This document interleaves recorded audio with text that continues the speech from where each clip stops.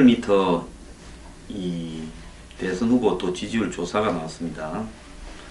문재인 36.1, 황교안 14.2, 안희정 12.9 이렇게 나왔고요. 그 다음에 이재명이 10.5, 안철수가 9.9, 홍준표가 3.3, 유승민 3.2, 심상정 2.4, 손학규 1.9, 남경필 1.6으로 나왔습니다. 여기서요, 솔직히 말씀드리면 많은 대선 후보들은 내일 박근혜 대통령이 여야를 막론하고 속마음은 탄핵이 인용될 거라 보고 있습니다. 5월 9일 날 대선을 할 거라고 생각하고 있고요. 문재인 후보는 아마 속마음으로는 지금 내일 끝나면 대통령 자리가 한 8, 90% 자기한테 왔다라고 생각을 하면서 날짜만 빨리 가라고 세고 앉았을 겁니다. 차마 탄핵이 인용되기 전에 대선 스케줄이나 준비해놓은 것을 공개하지 못하고 참고 있을 뿐이겠지요. 내일 탄핵이 인용되면 대선 후보들이 전부 뛸 건데요. 5월 9일을 향해서 60일 뒤로. 저렇게 준비를 많이 했냐, 지금까지 어떻게 참고 있었을까 싶은 모습들을 보게 될 겁니다. 외견상으로만 보면 거의 문재인 다 된 것처럼 보이죠. 10주째 1이고 혼자 36.1인데요. 그런데 여기 보수 진영으로 후보라고 하는 사람 중에 지금 황교안 14.2 빼고 나머지 사람들은 사실상 대선 후보로서 나서서는 안 된다고 저는 보고 있습니다. 물론 뛰는 거는 자유고요. 계속 열심히 뛸 겁니다. 또 절차도 있고 과정도 있으니까 밟아야 되겠지만은 그러는 사람들로는 대선 불가능합니다. 그러면 황대행은 솔직히 당선 가능성이 있느냐? 당선 가능성은 없습니다. 제 생각입니다. 그냥 무난하게 지겠죠. 한 20% 중반대 득표 했어요. 잘하면 20% 후반대 득표도 할 수 있겠죠. 자, 이 구도를 타파하지 않으면 어렵다라는 것이 제 생각입니다. 자, 오자 대결에서 문재인 46.8, 황교안 19.7, 안철수 14.4, 유승민 4.4, 심상정 4.3입니다. 정당 지지도에서 민주당이 49.3, 저는 이거 많이 지금 왜곡되어 있다고 보고 있습니다. 자유한국당 13.5, 조금 반짝하다가 더 내려갑니다. 국민의당 10.3, 바른정당 6.0, 허구날 이 모양입니다. 정의당 6.0입니다. 자, 여기에서요, 만약에 내일 탄핵이 인용된다면 그 이후에 이 여론을 향한 국민들의 정서는 어떻게 바뀔 것인가 하는 부분을 우리가 생각을 해야 된다는 겁니다. 자, 내일 탄핵이 인용된다고 생각을 하면 본인들이 보수라고 생각하는 사람들은 어떤 생각을 하겠습니까? 보수 중에는 박 대통령 탄핵이 기각돼야 된다는 사람도 있을 거고, 박 대통령이 잘못한 것은 분명히 맞다, 탄핵이 되어야 마땅하다라고 생각하는 사람도 있을 겁니다. 그런데 이 두 쪽 다 생각하는 고민이 뭔가 하면, 그래, 탄핵을 시켜버리고 이제 대선이 곧바로 2달 뒤인데 이게 누구 좋으라고 한 짓이냐라는 생각을 다 할 겁니다. 지금 태극기 집회에 나가는 사람들의 한 70%, 80%는 그 생각을 하고 있을 거고, 박 대통령이 탄핵돼야 된다는 사람들도 이 생각들을 하고 있을 겁니다. 자, 그 다음에는 어떤 생각을 하겠습니까? 자, 우리가 당할 만큼 당했다라고 생각을 할 겁니다. 그러지 않겠습니까? 당할 만큼 당했죠. 대한민국에 여태까지 돈 먹은 사람 많겠지만은 대통령 중에 많은 게 아니라 솔직히 저는 돈 안 먹은 대통령이 없다고 생각을 합니다. 이런저런 국책 사업에서 돈 먹고 재벌들로부터 돈 받고 선거운동 한다고 돈 받고 되고 난 뒤에도 이렇게 저렇게 받고 재단을 만들고 무슨 뭐 새만금을 하고 4대강을 하고 공항을 만들고 뭐 무슨 뭐 자원 개발하고 무슨 벤처 지원하고 온갖 행태로 다 먹었다고 저는 보고 있습니다.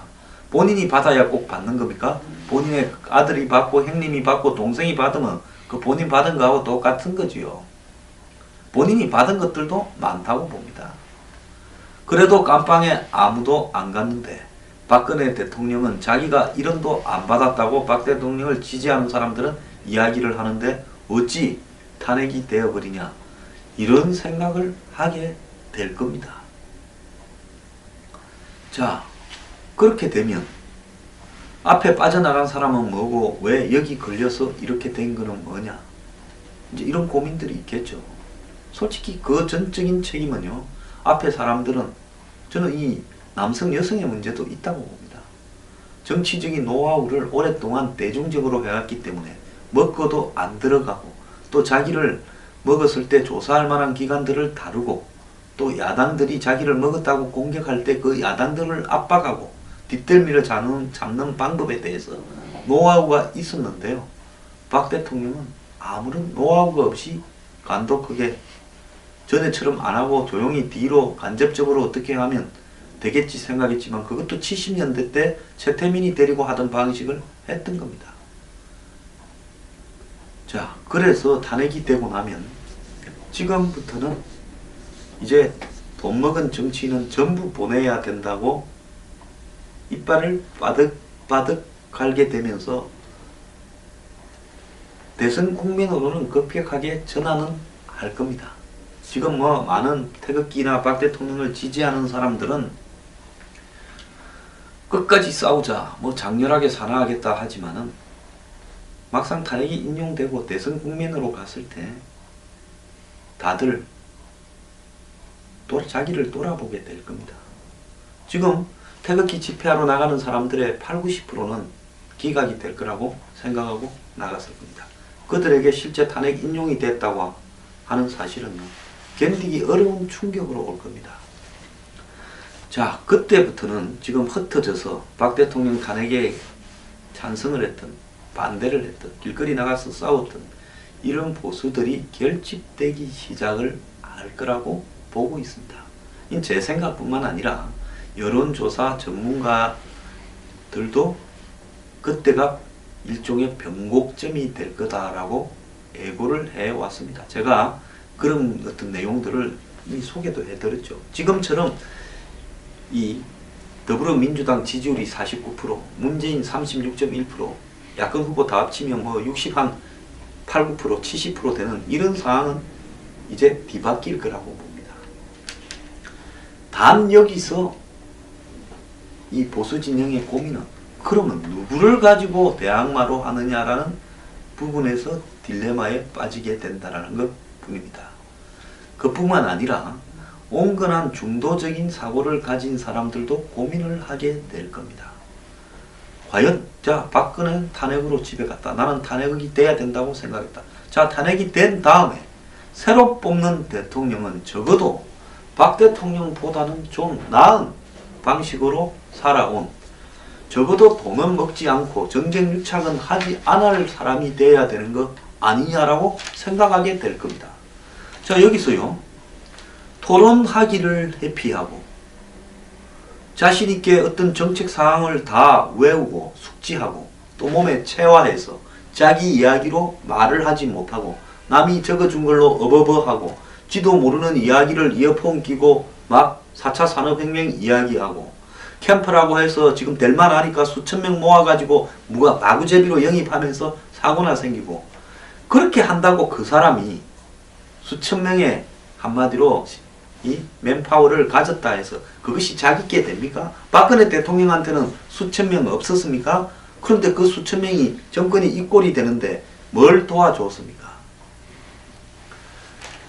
자, 그러면서 토론을 두려워하고 회피하고 공개적으로 검증받기를 회피하는 사람이 대통령이 된다면, 더 나아가서 과거에 자기가 정권의 중요한 핵심적인 역할을 맡고 있었을 때 재벌들이 전횡을 하고 정권을 녹이는 부분을 지켜보거나 거기에 동조했던 사람들로 똑같이 꾸려서, 그리고 재벌 앞잡이들을 숱하게 넣어서 재벌 출신들을 캠프에 넣어서 끌고 간다면 박 대통령하고 뭐가 다른 겁니까? 그래서 문재인 대신에 문건혜라고 하는 이야기도 생기지 않습니까? 이렇게 잘못했다고 해서 촛불 들고 횃불 들고 쫓아냈으면 새로운 사람은 쫓아낸 사람보다는 나아야 될 거 아닙니까? 쫓아낸 사람과 비슷한 사람을 하나 데리고 오려고 그 생고생을 했냐라는 이야기를 제가 하고 싶은 겁니다. 이제 국민들이 그런 부분에 대해서 지금까지는 쫓아내는데 집중했어요. 쫓아내고 나서 휴지 기간이 있으면 머리를 좀 정리할 건데, 쫓아내고 나면 그때부터 곧바로 대선이에요. 이거 쫓아내고 난 다음에 후닥닥 정신없을 때 순식간에 대통령 들어먹을로 그렇게 쫓아내자고 당신도 촛불 들고 앞장섰냐라는 부분으로 돌아가면서 니는 한 보자, 이렇게 되지 않겠습니까? 자, 과연 박 대통령보다 더 나은가? 은하듯 박근혜인가? 정말로 늑대 피하려다가 호랑이 만나려고 쫓아냈습니까? 노무현 친노들은 친박을 요구하는데 친박들은 친노를 요구했습니다. 친노가 망했다가 이번에 친박을 쫓아내고 박 대통령을 쫓아내면서 완벽하게 부활을 했지요. 그런데 이 친노는 근본적으로 원조 정경유착 아니냐라는 비판이 나올 때 뭐라고 답을 하겠습니까? 아니라고 이야기를 하겠어요? 삼성이나 재벌과 그렇게 붙어 먹었던 집단들이었다라는 부분에 대해서 그 토론을 회피하고 당내에 경선에서 토론하지 않고 이제 탄핵되기 전인데 토론하면 곤란하다고 하면서, 아니 할 이야기 지할 이야기는 다 하고 다니면서 토론만 곤란합니까? 그 재벌 앞잡이들 캠프에 숱하게 깔아놓고 나는 적폐를 청산하겠다, 국가 대청소를 하겠다고 청소가 되는 겁니까? 그 빗자리가 제대로 된 빗자리가 되겠습니까? 덤성덤성해서 다 빠져나가지요. 그래서 탄핵이 인용된다면 그 이후에는 이제는 한번 다 따져보자라고 중도나 보수에서의 어떤 생각들이 바뀌고 정신을 차리면서 순식간에 대선 구도에 이대로 맥없이 끌려가다가 지지는 않겠다라는 겁니다. 자, 그런데 노무현 정권 때의 잘못은 정권 전체가 사실상으로 다 앞장서서 노 대통령이야 스스로 망해간 측면이 있지만은, 이번에 새누리당이 박근혜 대통령의 최순실 농단을 막지 못하고 그 출장소 노릇한 부분은 맞지만은 전체로 놓고 보면 박 대통령 책임이 훨씬 크고요. 노무현 대통령하고 박 대통령하고 서로 망한 부분에 책임을 놓고 보면 박 대통령은 한 8, 90%가 자기 책임이고 노무현은 한 60%다라고 저는 보고 있습니다.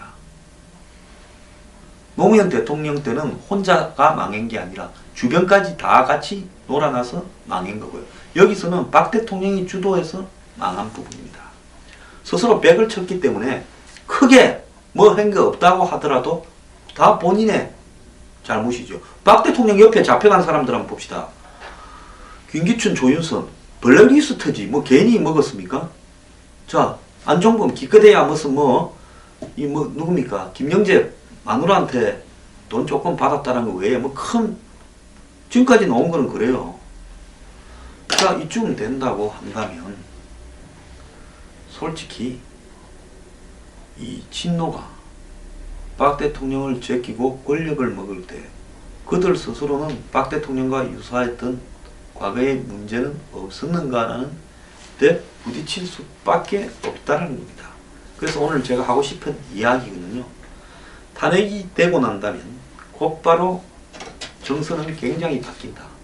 노무현 대통령은 임기 말에 여당이 해체되고 하면서 거의 질이 멸렬해져서 친노가 거의 그때는 다 사라져버리고, 안희정 지사 지금은 노무현 대통령 개성하겠다 문재인 그러지만은 그때만 해도 우리는 패족이다 했습니다.